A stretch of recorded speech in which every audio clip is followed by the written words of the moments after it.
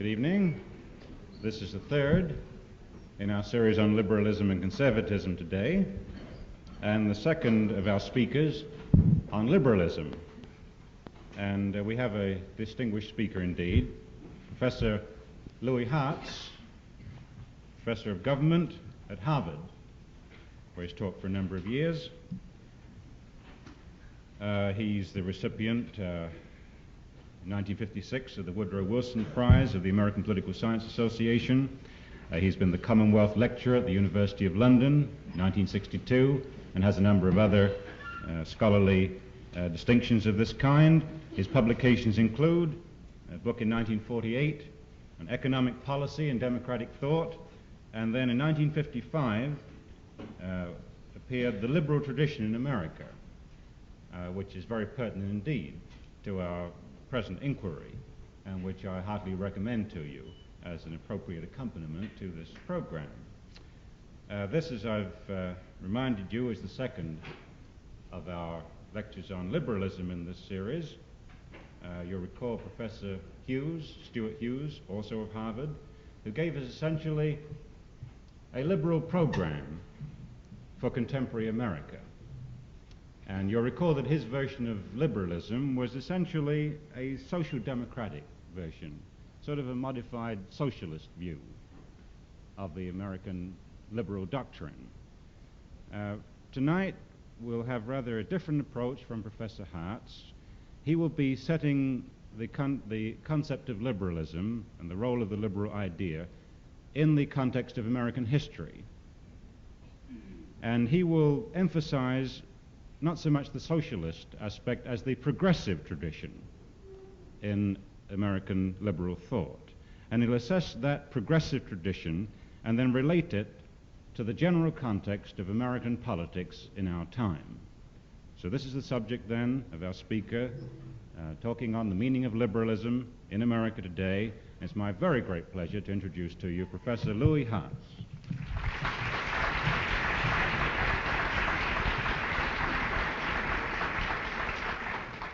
Thank you very much, Dr. Friedman. I'm going to talk tonight, as the program suggests, on the meaning of liberalism in the context of American historic development, in the context of the general evolution of American culture. Actually, of course, as you have no doubt divined by now in the course of this series, the term liberal is one of the most ambiguous terms that you could possibly find in the Western political vocabulary. It is used in many senses. And what I want to do tonight, in the course of developing this subject, is to disentangle from each other some of the various senses, some of the various meanings and definitions that attach to the word liberal. And I think by doing this, we will be led automatically to a general evaluation of certain historical and cultural questions of considerable relevance to the problem as a whole. Specifically, what I want to do is to suggest three possible ways in which this incredibly complicated word can be used. Three possible terms which might be attached to its meaning.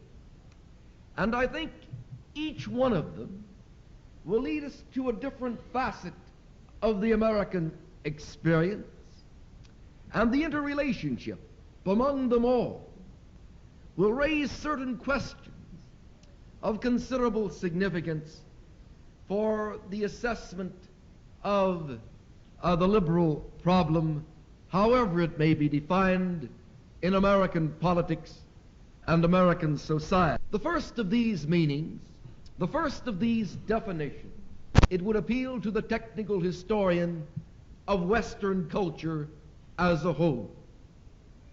For there is, without question, a sense in which the term liberal has meaning in relationship to a very great historical development comprising not only the United States, but all of the Western nations, England, France, Germany as well. A development in which the medieval period was replaced by modern history. If you focus on the great struggle between the forces of modernity, the forces of modern history, and the forces of the Middle Ages, of the feudal culture of the medieval era, you will clearly discover a liberal philosophy, a liberal movement containing certain specific principles which were instrumental in the liquidation of the historic feudal culture of Western Europe, or at any rate in Europe, instrumental in its subordination to the forces of modern life.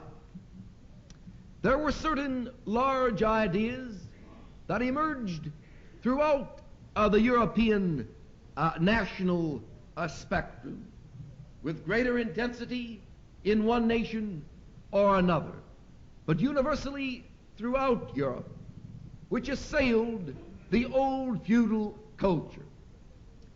These ideas, which one might associate with the liberalism of John Locke, or with the liberalism, in some sense, in France, of the French Enlightenment before the French Revolution.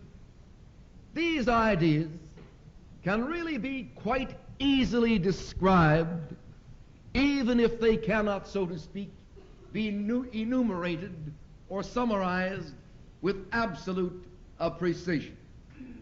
The first of these, quite clearly, is the idea of individualism, the idea of individual rights and individual liberty, even individual identity, if you want to use that word, which was directed against the whole medieval establishment, which insisted upon the corporate and collective definition of human experience, insisted upon containing human beings in classes like the aristocracy or the peasantry, insisted upon containing human beings in groups like the corporation of the church or the corporation of the university, insisted upon containing them in terms of territories and regions, but never defined them as single, isolated individuals with rights accruing to them by virtue simply of their individuality and the privacy of their personality. Individualism was clearly one of the first of these great liberal ideas of Western modernity in the struggle against the Middle Ages, recorded in a whole series of great philosophers of European culture. A second one of these ideas would clearly be the concept of property. The individuals who were liberated and emancipated from the corporate involvements of the old feudal establishment were assumed to possess, in certain major versions of this movement, a right to property, to ownership, to the possession of a given quantity of land or of goods, which fortified, as it were, their individuality. If you wanted to be technical about this, you could trace the correlation between individualism and private property through various philosophers, economic theorists, of the Adam Smith type, political philosophers of the John Locke type. But in any case, for our purposes, we can clearly associate the notion of property generally and of private property with the notion of individualism. And we can, incidentally, in certain versions of this notion of property, also attach the concept of economic competition, the notion of a world of free and competitive economic individualism, which was viewed in certain theories as the most perfect dispensation of economic life. Another notion, perhaps developing later in this movement, would be the notion of democracy, of popular government, which itself implied certain other assumptions. The assumption of individual rationality, the idea that the individual who was liberated from the old establishment of the Middle Ages could vote, could assume the responsibility without the leadership of an elite for his own political fate, had, so to speak, the rational capacity, the rational power to execute and implement his own political destiny. This set of ideas, which I have very quickly and roughly summarized, ideas involving individualism, private property, economic competition, democracy, popular rationality, this set of ideas would, I think, be agreed to be by most historians of European culture to be the leading idea involved in the assault on the Middle Ages, the emergence of modern history, and above all, in the liberal contribution to that shift, that very decisive shift, which the French Revolution perhaps as an event most vividly exemplifies, that shift from the medieval into the modern world.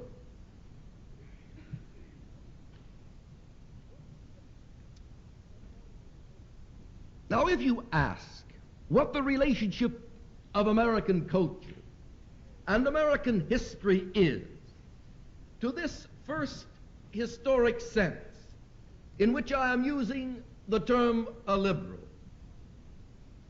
what its relationship is to these single ideas of modern culture as against the old medieval tradition, the answer to the question becomes relatively obvious.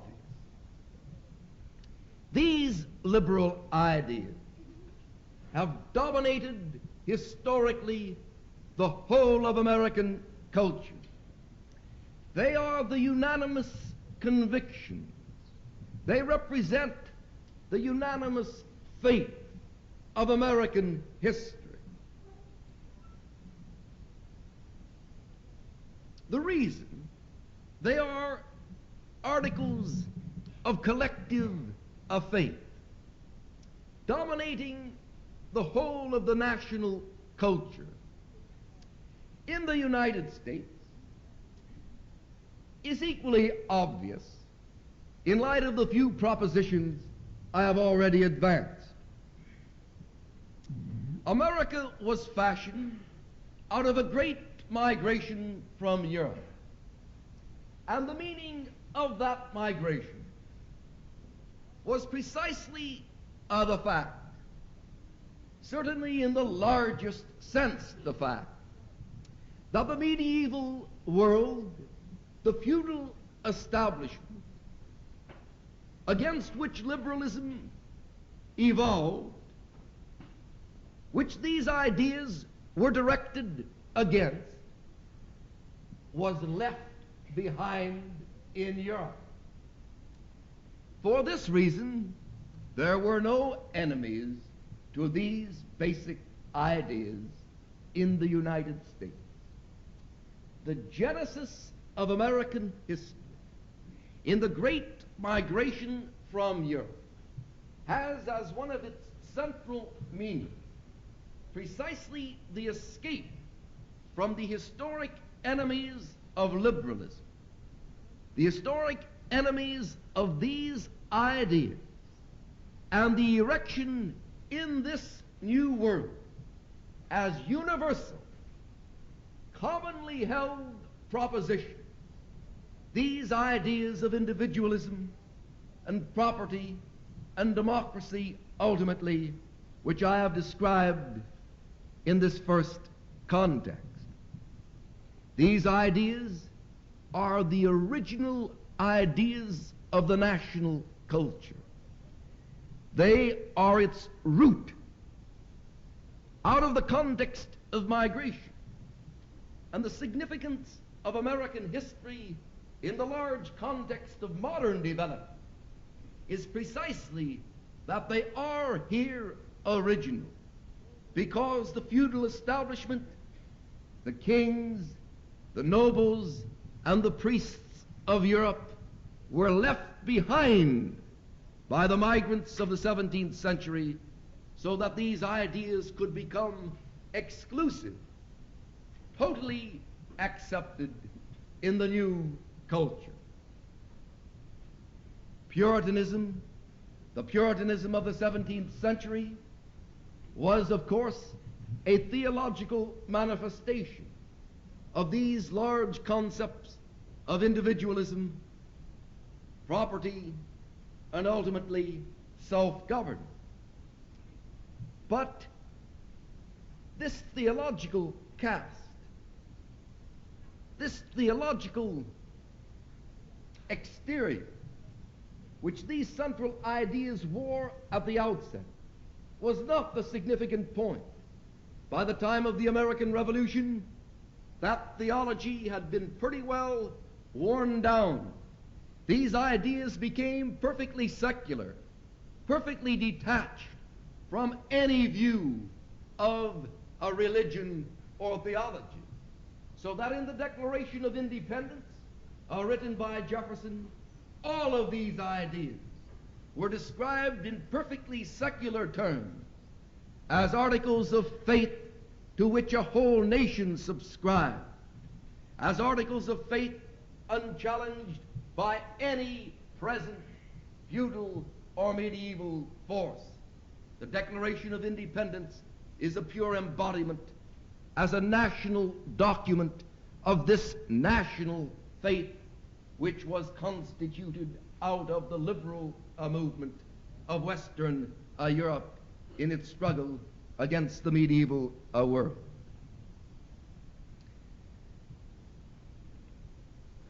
Now, when you reflect upon the position of certain concepts, which, like these, are original, the root of a national history, are universal, are the source of a common agreement and a common consensus, I think you will see almost instantly that these ideas, given such a position, are bound to attain a force which they could not possibly have in the old European culture where they were forever being challenged.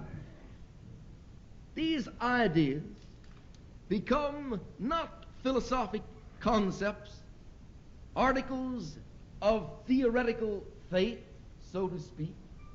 They become fetishes of the national mind, dogmas, so universal that they are fixed as principles, ultimately for the people who inhabit the country and who come generations later after the original migration, the only perceptible reality that politics or social life presents, absolute principle, coterminous, so to speak, with the legitimate boundaries of the knowable universe, not theoretical principles contradicted by others over which men may legitimately argue.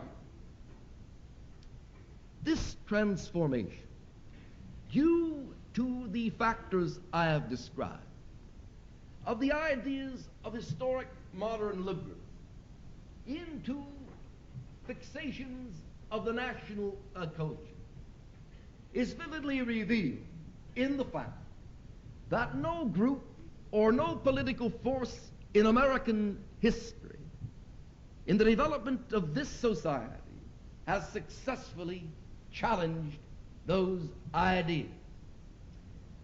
The psychic tyranny, the moral power derived from this universality, originally achieved through migration, detachment from the European enemy, is clearly revealed, as I say, in the fact that these ideas have not been successfully challenged. You might say there was an instant before the Civil War when the Southerners, seeking to defend slavery against the abolitionists, deserted these ideas and instead of individualism insisted on collective organic plantation life. Instead of equality and the Declaration of Independence, insisted on inequality and hierarchy. Instead of human rationality and democracy, insisted upon slavery itself as an institution. I do not deny that there was a kind of philosophic efflorescence before the Civil War on the part of Southern thinkers like George Fitzhugh and others, who were driven out of the Jeffersonian camp, driven out, so to speak, of the world of the Declaration, because the Declaration of Independence was being utilized by the abolitionists to defend the emancipation of the slave. But these men were pathetic manifestations of a challenge to the liberal concept which was universal in the culture. They were reluctant feudalists, reluctant opponents of the great liberal ideals. There was always a tongue-in-cheek quality to their opposition to the Declaration of Independence, and for good reason. They really believed it. They were better Americans, so to speak, than they pretended to be. And one of the reasons was that the South itself, in the days of Jefferson, had in Jefferson and in John Taylor and in the great Southern Democrats of the early national period, the South itself had developed these liberal ideas in their classic expression. After the Civil War, when the South was defeated, the opposition to these liberal norms of the Declaration of Independence collapsed completely. The South itself was glad to forget that moment when it had challenged Jefferson. And even though, one grants, the South did not solve its racial problem of inequality, the South continued on this plane. Even though this is true, the philosophic conscience of the South was glad, so to speak, to come back to the national fold, come back to the moral consensus out of which the nation had originally arisen. You might point to the case of the New Deal. You might say, surely Roosevelt opposed these ideas. Didn't he develop collectivism? Didn't he give up, in part, a faith in free economic competition, a faith in individual property rights? Didn't he embark upon collectivist adventures like the TVA, Social Security? And didn't this indicate, in the face of the economic catastrophe of the 30s, that there was a genuine departure from the liberal faith in the sense in which I described that faith in this first context that I am discussing for the term liberal? Now, there can be no question. The New Deal did empirically depart from a faith in the perfect functioning of classical economic individualism. There can be no question that the TVA or Social Security or other aspects of New Deal policy or the New Deal tradition, there can be no question that all of this adds up to some actual institutional reconciliation, to the collapse, in part at least, of the liberal notion that I have described. But notice this: Roosevelt did not describe the New Deal as a collectivist departure from the American liberal individualistic competitive faith.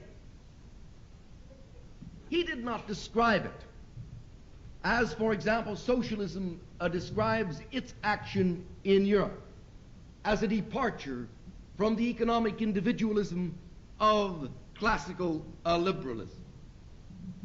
On the contrary, if you look at the way Roosevelt rationalized and defended these empirical actions which he undertook, you will see that he did so in pragmatic terms. He said he was solving a problem. There was a problem in the Tennessee Valley, that was all. The problem had to be solved. Well, solve it with the TVA. Unemployment was a problem. Well, let's try to solve it in part by unemployment insurance. There is no discussion here of departures from the individualistic ideal of the Declaration of Independence. On the contrary, Roosevelt often said that he was implementing the individualistic ideal. Indeed, this notion of solving problems was a good old pioneer notion, well known to Americans long ago, who crossed the country in the covered wagon. When the wheel broke down, this is my illustration, not his, but the point is just about the same. When the wheel broke down, you got out and repaired the wheel. This is a good American way of proceeding. I want to stress this method which Roosevelt used for rationalizing what in fact were his deviations from the liberal norm, the liberal individualistic competitive concept as I have described. For they illustrate that Roosevelt himself was terrified of an explicit confession of the moral implication that his actions in a cumulative sense were in fact involving, terrified of an overt confession which the socialist would not hesitate to make, that he was in fact departing from individuals. Hoover, if you recall his action in the 1930s, said to Roosevelt, "You are betraying the American faith. The New Deal is a violation of American individualism. You are repudiating this notion." Behind Hoover's attack, there was a shrewd strategic sense. Because if he could ever lift the issue of the New Deal to the philosophic, theoretical plane in which it would be consciously conceived that its implication was even in part to betray the individualism of the Declaration of Independence or repudiate it, the country would have a revulsion against the New Deal because of the psychic power, the moral tyranny which this original faith exerted. Hoover was playing a shrewd game in this particular case. But Roosevelt was able to avert that demand for a philosophic assessment, for a moral confession, simply by saying, there is no moral question here. I am repairing the wheel, and that is good American stuff. That is a good American approach to the problem. The pragmatism of the New Deal, which has often been celebrated, and which I would, in my own case, from certain points of view, also celebrate, can also be viewed as a form of obscurantism in which the strategic unwillingness to confess the moral implications of a departure from the liberal faith is dictated by an interior realization on the part of the New Dealer himself that any such confession would in fact eliminate him from the American community, make him un-American. If you agree with these observations that I am making, then there is a cumulative argument to the effect that these ideas of individualism, which are the root and the universal limit of American historic culture, are enormously powerful by virtue of that position, that men will go to any length not overtly to deny them, and then in fact those who deny them miserably and are glad to forget their denial. Under these circumstances, what happens, of course, is that these ideas not only become absolute, they also become the essence of the national spirit. There is a problem here. I say I'm going to start with the first sense in which the term liberal can be used in American discussion. The sense in which the liberal idea is universal. And yet in this sense, the idea is unknown in American history. This kind of universal Western historic liberalism, which dominates the culture, is not involved in the way people use the term, as I will indicate in a moment, in contemporary political discussion. This kind of liberalism is never called a liberalism, but we know it by another name, and we know it well by that name. It is American. That is what I have been saying. Americanism. And these basic and classic liberal ideas, which in Europe struggled against other ideas, but in America became universal, lost even their name by virtue of that transformation and acquired the new name of American nationalism. Americanism. And if you want to consult the psychic power, the moral dominion of these ideas, ask yourself how powerful Americanism is in American culture today. I think we would agree it is fairly powerful. It is in the nature of a complex historic problem, which I do not have really time to discuss, that these ideas become enormously significant when they are translated into the national spirit and the spirit of nationalism. How do you become an Englishman? How do you become a Frenchman? I could not really tell you how this is done, and it may really be impossible for a man ever to become, as it were, an Englishman.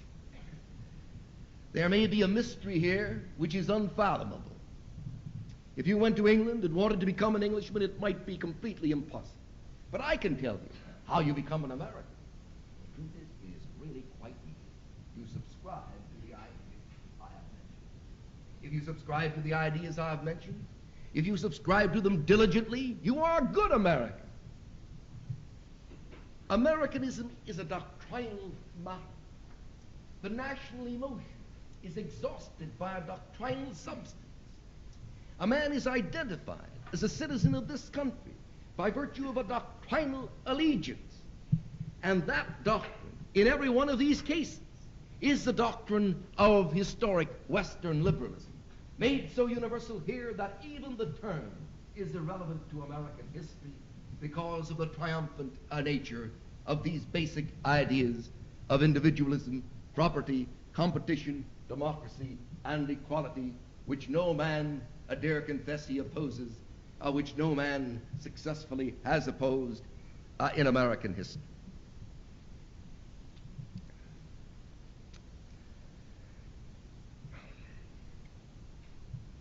Now, if you were to ask, as people do, what are the prospects in the future for this first kind of liberalism in America?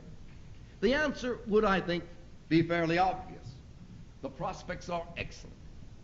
It is extremely unlikely that Americans will give up Americans.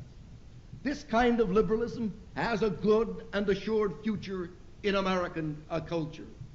It has a good and assured possibility, subscribed to by both parties, in the political spectrum an article of the national faith. Let us turn to a second kind of liberalism and ask ourselves ultimately, as I will, what the relationship between that liberalism is and the one that I have described. The second kind of liberalism is the liberalism we associate with current political discussion. When we say Goldwater is a conservative, Rockefeller is a liberal, we mean by liberal something which I am now going to try to discuss. The liberalism I am now turning to is the liberalism of the New Deal. The liberalism that is currently employed terminologically, so to speak, in political delineations, political differentiations in American society and culture. This liberalism, the liberalism of the New Dealer, of Rockefeller, of Stevens, of Roosevelt, of Kennedy, this liberalism has an ancient history as a tradition within American culture. You can go back from the New Deal to Woodrow Wilson and Theodore Roosevelt and the progressive period at the turn of the century. You can go back to the populists, then you can go back to Jackson and the great Jacksonian movement, and back to Jefferson himself in his presidential phase, and you will have a tradition which is fairly delineated. That tradition, in the large Western European term, which I have been using so far, can be quickly described as the left wing, follow me here, that's the left wing of a liberal society. That is to say, given a society in which everybody believes in individualism and competition, there will be two parts, the richer and the poor. The progressive tradition, extending from Jefferson to Kennedy, exemplifies the aspirations of the poor, democratic part of this total liberal community devoted to the principles of individualism and equality which I described.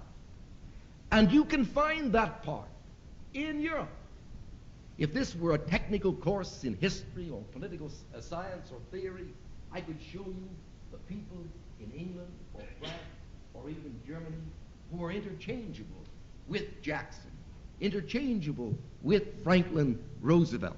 But in Europe, of course, because there are so many people around, some of them still hanging over from the Middle Ages, the Roosevelts of Europe are smaller people, contained and constricted.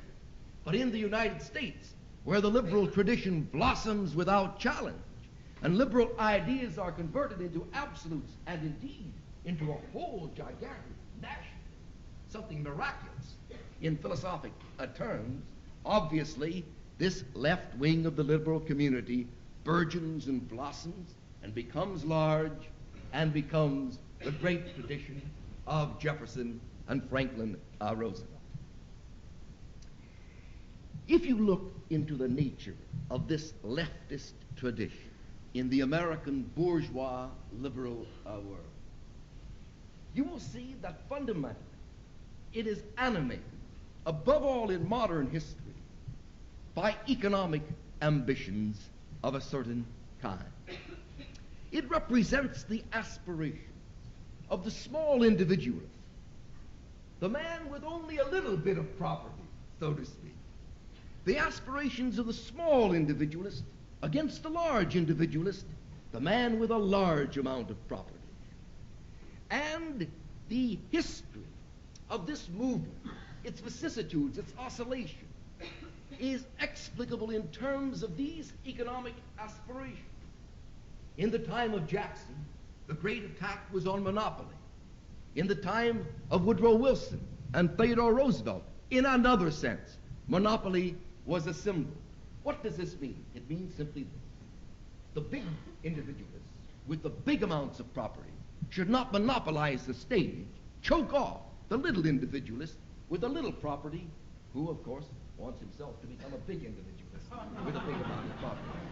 And, of course, we know perfectly well, and here again I must hurry because I can't include as many things as I would like to discuss. We know very well that one of the big strategies of the big individuals with a big property in staying in power politically is to tell the smaller person, look, stick with me and you'll become like me. This is the great Horatio Alger dream of American life. Become a millionaire, therefore vote the Republican Party. Because you may be a Republican yourself one day, and then you will want to be a big Jeffersonian rather than a small Jeffersonian in the American Sea. Now you may think I'm oversimplifying the pattern, but not much. And this is a pretty literal description of the kind of politics we have had. Now, during the New Deal period, the question became very acute because there was, for the first time really, a breakdown in the economic structure in which all individualists were in trouble. All Americans were really in serious economic trouble.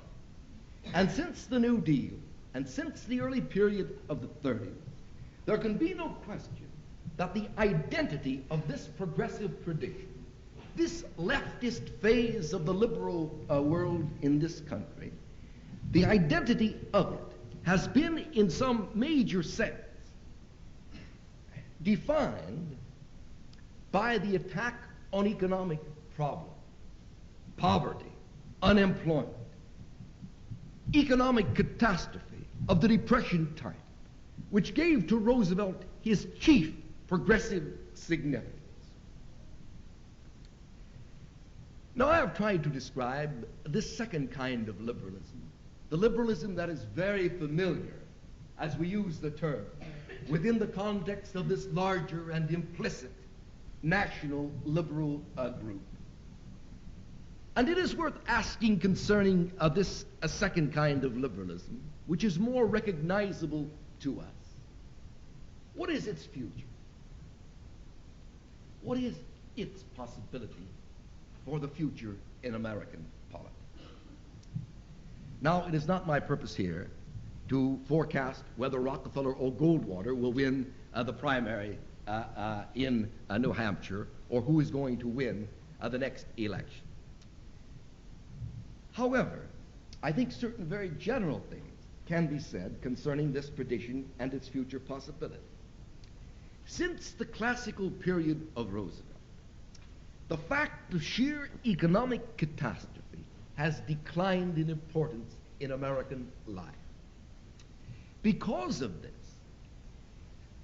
the progressive tradition has lost in part its lease on life, its source of identity, its crusading inspiration, the thing which set it apart, and in terms of which it defined its enthusiasms and its idealism. I do not deny that there is a problem of poverty, and a serious problem in this country today, and President Johnson obviously has declared war upon this problem in good New Deal terms. But it remains a fact, looking at the situation in the large historic sense, that the energy which the progressive tradition derived during the New Deal, Roosevelt specifically as its symbol, from the fact of sheer economic catastrophe, has declined in significance.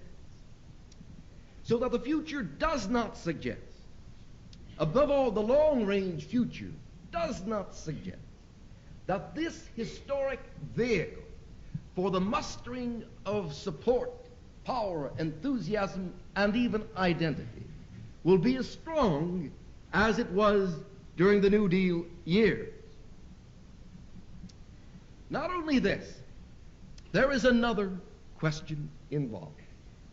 The Republican Party, since the classic age of Roosevelt, has itself come to terms with much of the New Deal, accepting, as we know, many of the lines of New Deal policy, so that the sharpness of delineation for the Roosevelt figure, the classic progressive, has been blurred.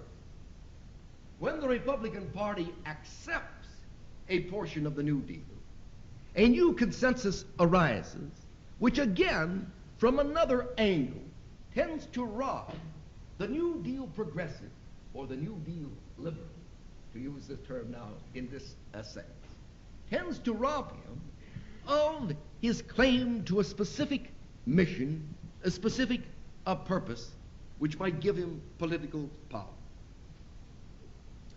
Actually, the story of how the Republicans accepted a part of the New Deal is itself an interesting one, and I wish again that I had time to discuss at length that story.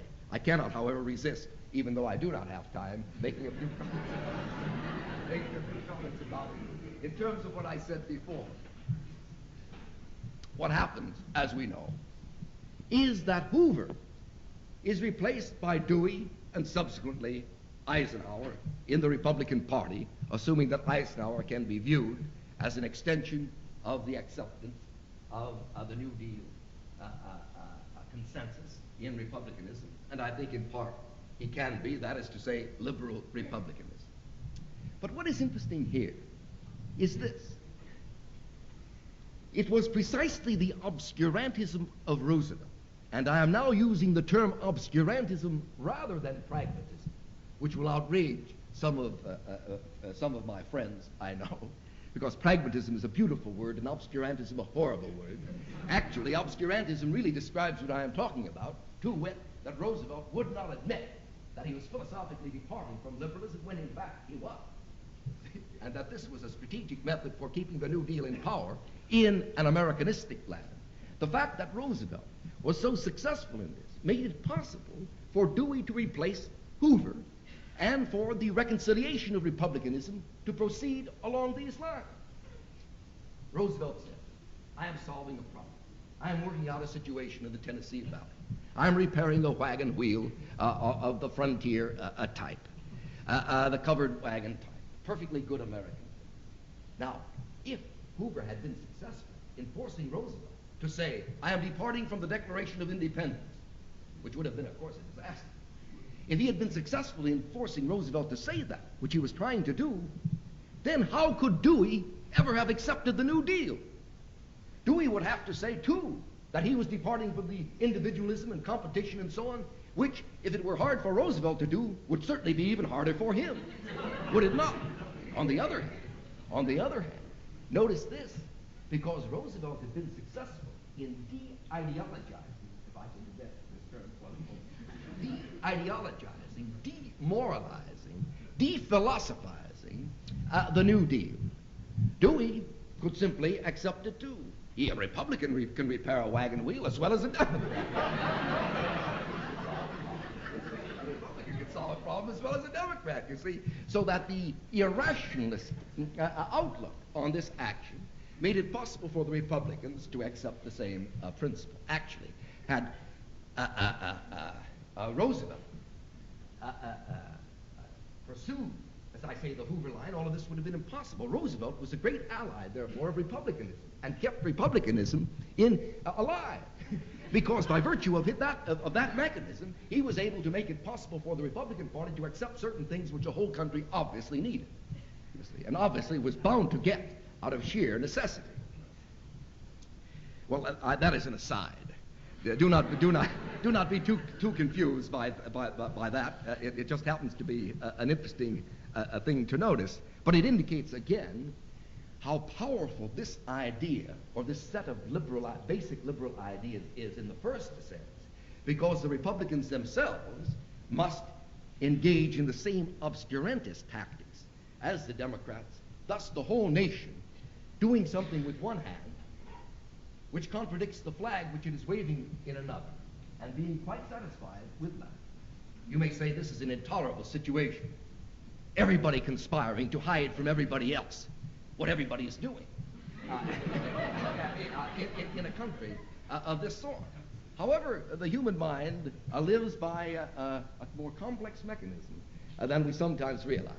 And the behavior of the American farmer, for example, who is supported on all sides by the state and who votes the Republican ticket in the Midwest as if he were a Horatio Alger individualist of the first water, is clearly something for psychological, not political analysis.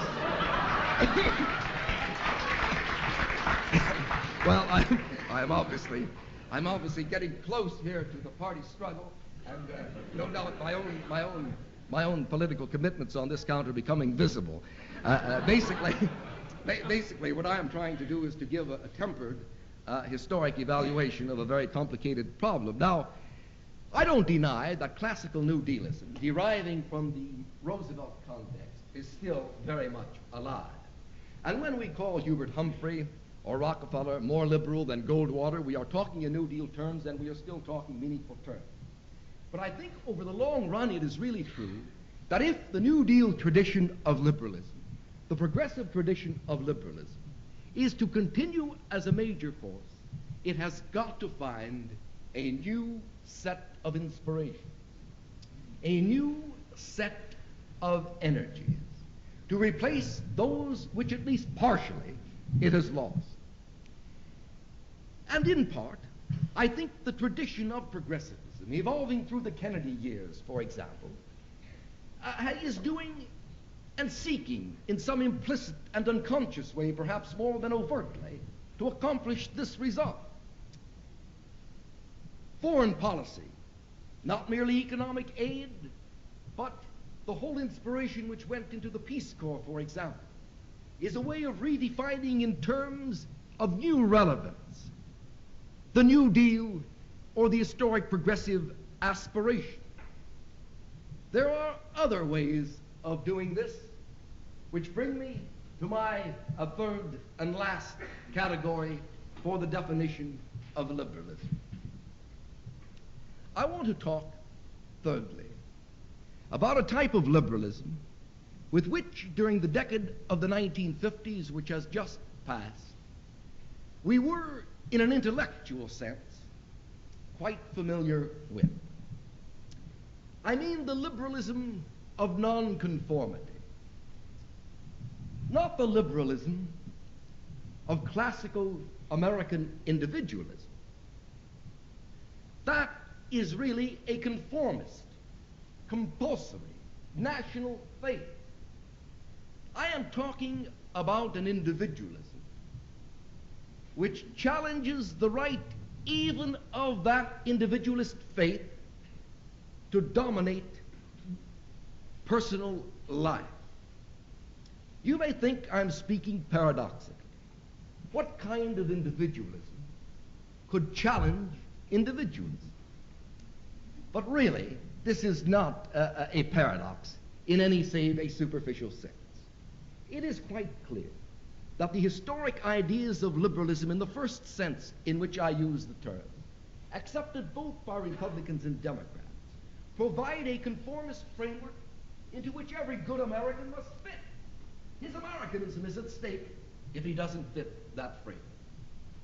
Therefore, a larger individualism or a different individualism could actually raise the question as to whether an individual did not have a right to be, so to speak, non-individualistic in the old national and traditional sense. Now, there have always been in American history a set of figures, one is tempted to describe them as skulking at the fringes of this tradition that I have described nationally. Thoreau, for example, would be a classic case. A set of individuals who have defined individualism in these more iconoclastic terms and have extracted from the individualist idea not the notion of property or competition or standard Horatio Alger Americanism, left or right, but have extracted from it the notion of personal independence, which in fact has challenged the conformist implication present in this national tradition that I have described. The 20th century, for a complex set of reasons, has expanded this Thoreauvian tradition in American history. And in the intellectual scene, at least, if not in the political scene, still dominated by the other two types of liberalism, has made this new individualism more central than it ever was in the time of Thoreau or the classical time of Walden Pond or of Emerson or the Transcendentalists. During the 1920s,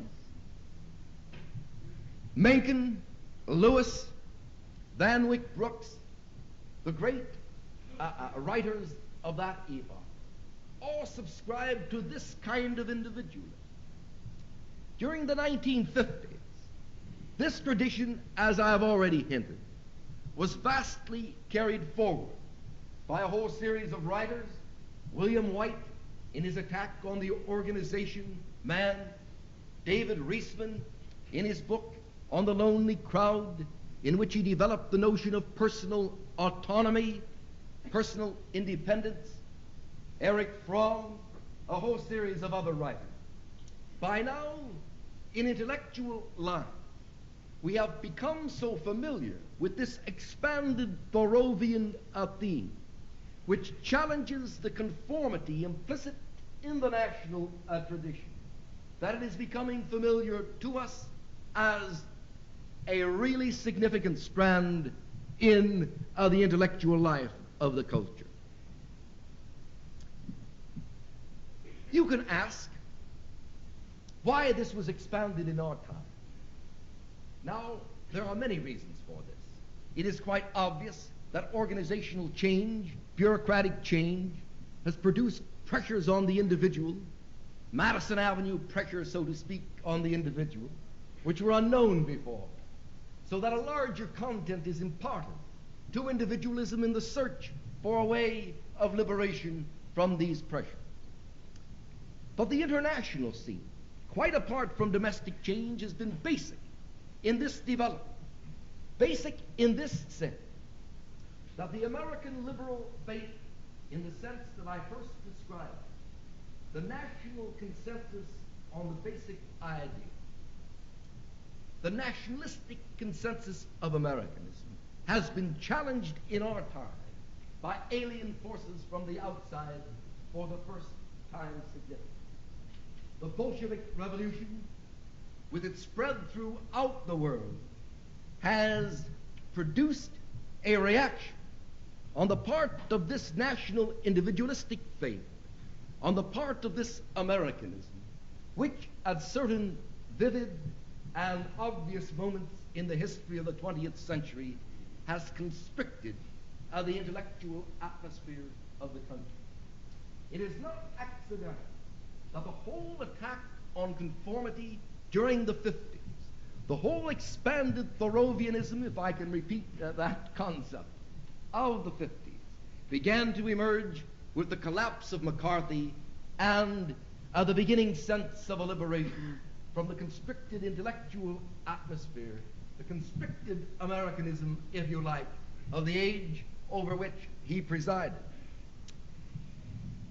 These circumstances of anxiety and constriction and tension and even hysteria, into which the national faith has fallen in the 20th century, has evoked, so to speak, dialectically, this demand for a larger individualism, liberated from its absolute compulsions, liberated from its absolute dominion.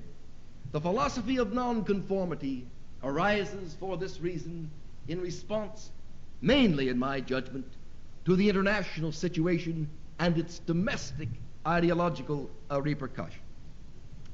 But it involves more than this. It involves, as it did in the time of Thoreau, as it did in the time of the 1920s, Horatio Alger's second. It holds out the horizon of a personal fulfillment which that old scheme did not, for all of its overt individualism, really promise.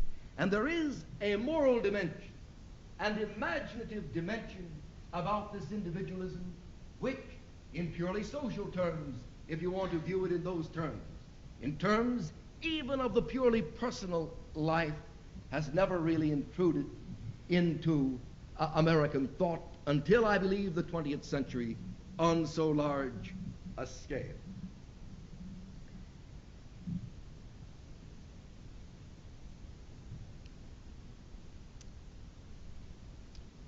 if you ask yourself a question, what was the relation of the New Deal to the 1920s, to this movement in the 1920s? What was the relationship of Roosevelt to Lewis or to Mencken and the other larger and more cosmopolitan individualists? The answer is a complicated one. There is a sense in which Roosevelt killed the 1920s by absorbing its idealism into the idealism of left-wing Horatio Algerism, if I could use that term, and if you follow. The individualist of the 1920s, possibly the young man who went to Paris and lived on the left bank,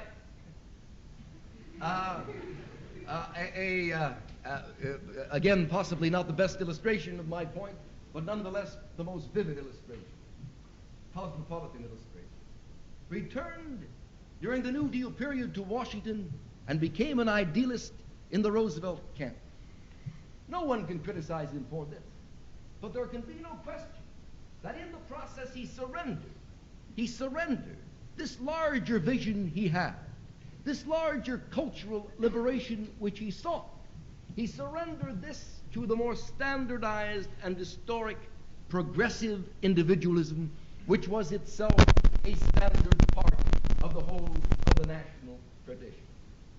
But economic catastrophe made this inevitable. There is a certain economic margin which, so to speak, the larger individualism requires, and we may as well face that fact. For the indulgence of the largest personal liberty is something which is inconceivable when you are starving, and there is no doubt that the New Deal was bound to replace the spirit of the 20s on this count. But if what I have said is correct about the New Deal in our time, that the source of energy it had during the Depression in sheer economic catastrophe is gone or is dying, I raise this question for your consideration tonight. May it not be that the New Deal, instead of replacing the progressive tradition, instead of replacing this larger individualism, can profit by absorbing it, by absorbing into its own reformist tradition the larger vision and the more sophisticated response to world experience and ideological challenge which that individualist vision involves. Is it not possible that a marriage, a synthesis, so to speak, of the 20s and the 30s, of this newer, larger individualism and the progressive tradition, holds out one major prospect for the revitalization of a tradition which has lost, in part, that early, simple economic lease on life which it had during the New Deal period? I believe that this is so, but I believe that there will be one major implication which will flow from such a synthesis, which in part the Kennedy administration, I think, exemplified, at least in spirit. And that implication is this, that the progressive tradition will be pulled by virtue of the new spirit more and more outside of the first liberalism which I described, more and more outside of America, because this liberalism is American history, more and more outside of America. And this is a thing, in the last analysis, not to be lamented, because in our time, one thing is clear. So long as this country is projected backward into the world arena, the original Puritan migration is reversed. It can no longer live alone inside these few simple fetishes which it extracted from Europe at the moment when Europe was moving from the medieval to the modern period. The synthesis of the new spirit of cultural criticism responding to world experience with the progressive tradition is, in my judgment, not only a way of expanding the progressive tradition, but also a way of making out of that tradition an instrument for a much more successful and effective handling of experience in the world situation in which American history has become involved than has ever taken place before. In any case, I cannot expatiate further upon this possibility. Possibly in the discussion that follows my own remarks, this issue will be raised again. But this, it seems to me, is one of the fruitful points of contact, the contact between the 50s, if you like, and the 60s, to which my lecture finally and ultimately brings me as it comes down to the present time. I want to close with one final remark, which is not really an attempt to produce a mechanical summary of what I have already said, but rather really an attempt to raise a question concerning the whole meaning of the three kinds of liberalism which I have been discussing. The liberalism of liberal unanimity and nationalism, the liberalism of the New Deal and progressivism, the liberalism of this larger individualism and cosmopolitanism which has emerged in our century out of the past attenuated tradition it had. There is nothing magical about this definite word, this number 3. Actually, a better way of categorizing what I've been saying is the number 2, because it is perfectly obvious that the progressive tradition in its classical sense, untouched by any larger vision, is subsumed within the first kind of liberalism. Roosevelt, as I have insisted, or Jefferson or Jackson, being simply the left-wing phase of this larger national tradition. The real question of distinction, I think, boils down between the first two kinds of liberalism and the second. Whether the individualism of American life will be an individualism which is exhausted by the compulsory mandates of the Horatio Alger Virgin on the universe, explicitly or implicitly, if you want to think of the New Deal mechanism, accepted, or whether this individualism will give way to larger visions of personal and national experience which actually contradict many of the conformist implications of the first kind of liberal faith, first kind of individualistic spirit. I think this larger individualism will increase in significance, that ultimately the progressive tradition will be affected and saturated by its spirit. But one thing is interesting. Would this larger individualism be present if the first individualism had not existed, the narrower individualism of the national faith? I do not really think so. This country is an individualistic country in the classical sense. Precisely because of that very individualism, there is the tyranny of the consensus, the tyranny of Americanism, but also because that tyranny is focused around an individualistic idea, people are always going to be wondering whether there is not a larger individualism which lies beyond it. In other words, out of the classical Jeffersonian individualist, the individualism of Thoreau can easily emerge. In that sense, I think this country can be grateful for that original migration which made the individualist idea universal, because that idea contains possibilities which the framework of our history has never given to it. And because the framework of our history is built so centrally upon it, we, perhaps more than any other culture, are likely to ultimately grasp the meaning of those possibilities. Thank you very much.